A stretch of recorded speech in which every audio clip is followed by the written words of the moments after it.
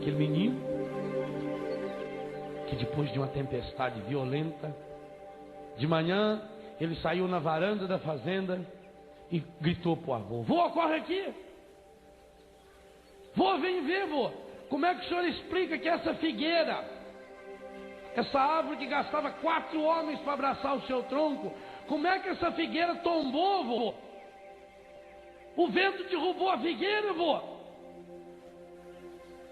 E como é, vô, que aquele pezinho de bambu, tão fininho, como é que aquele pezinho de bambu não caiu, vô? Aí o vô pôs ele aqui no cangote, falou: vem cá. Aí foi lá na figueira, mostrou a figueira. Falou: nossa, vô, ela tá oca. Com o tempo a figueira foi ficando oca.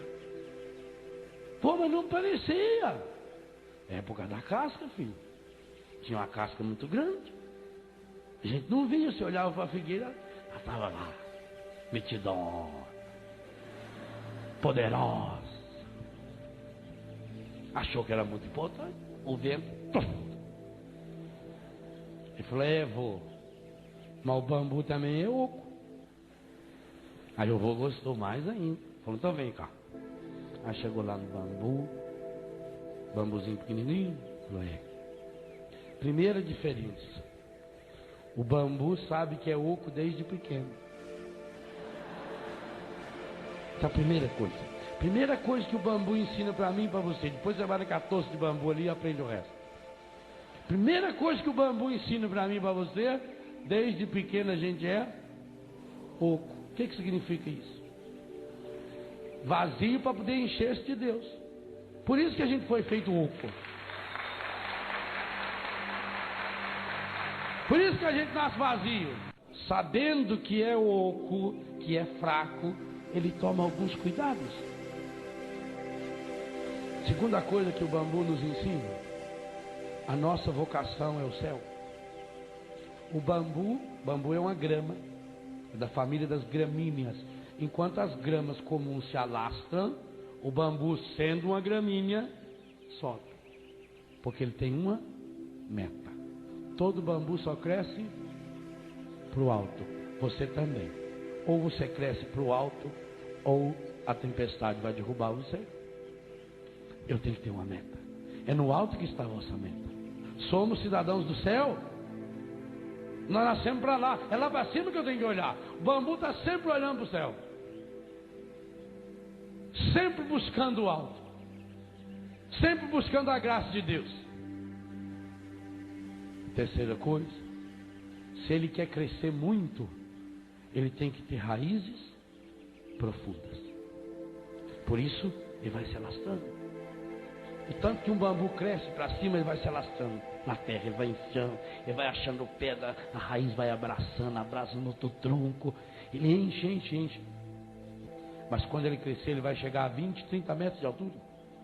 Ele leva 5, 6 anos só criando raízes. Terceira coisa que o bambu ensina para mim e para você: se eu quero chegar lá no alto, eu preciso ter raízes sadias, raízes saradas, raízes curadas. E o que significa raízes? Raízes é aquilo que a gente tem escondido. A árvore, com o tempo, ela vai envelhecendo, as raízes começam a aparecer.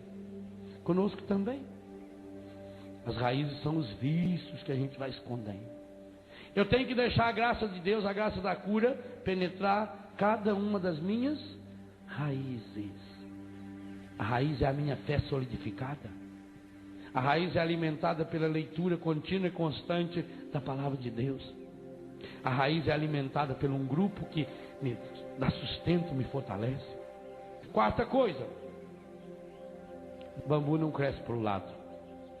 Se eu quero ter a graça de crescer para cima, eu não posso criar galho. O bambu não cria galho. A figueira criou galho. O bambu não. Corta as galhadas. Porque quanto menos galho eu tiver, menos dolorosa será a poda. E João 15 diz que a gente será podado. Os galhos significam as coisas que a gente vai acumulando. Já percebeu quanta coisa a gente tem que a gente não precisa ter para ver? E vai se apegando. Nós estamos aqui de passagem.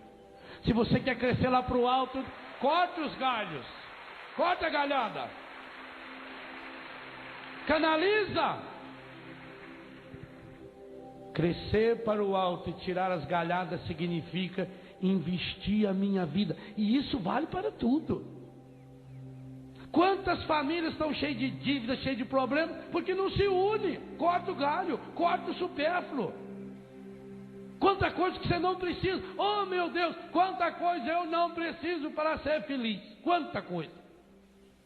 Eu não preciso. Só que a gente vai se apegando, a gente vai se apegando. O galho é assim, ele vai grudando. O galho cresce aqui, gruda lá. Aí aquilo parece que já faz parte do galho. Aí tem que proteger aquilo. E aí vai ficando pesado, vai ficando pesado, vai ficando pesado. O galho é muito grande, aí começa bicho vir fazer ninho ali em cima. E cobras e lagartos, e vai apodrecendo.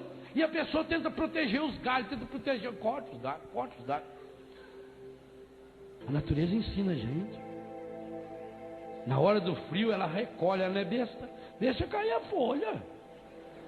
Agora vai segurar as folhas. Segura a folha, a raiz apodrece.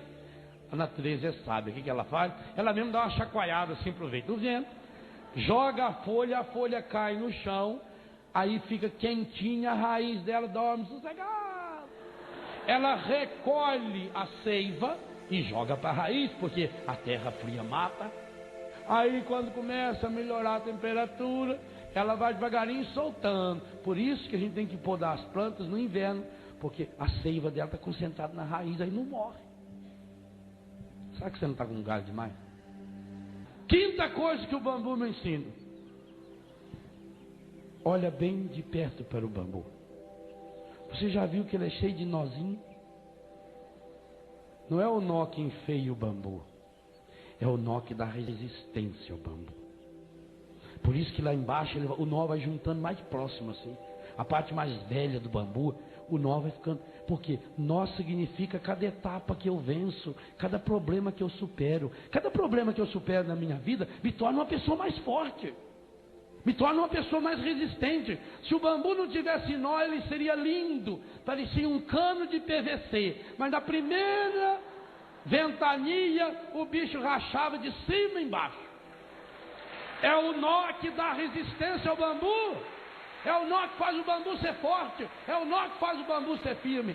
Cada nozinho significa um problema resolvido. Cada vez que eu supero um problema, cada vez que eu supero uma dificuldade, cada vez que eu supero um desafio, cada vez que eu perdoo uma pessoa que me machucou, cada vez que eu peço perdão a alguém que eu machuquei, cada vez que eu faço um pequeno jejum, é um nozinho que vai se solidificando. E esse nozinho vai amarrando e vai dando consistência. E o bambu chega a ser tão forte que na China eles fazem ponte para passar caminhão de guerra feito de bambu. Eles fazem escadas, edifícios enormes. Eu preciso aprender com os nós. Os nós significam dificuldades superadas. Sexta coisa que o bambu nos ensina. Meu filho, olha bem para esse bambu. Ele está sozinho? Não. A primeira coisa que o bambu faz, quando ele começa a crescer, ele deixa o vento jogar uma sementinha do lado, e outra do lado, e outra do lado. Bambu só cresce em toça.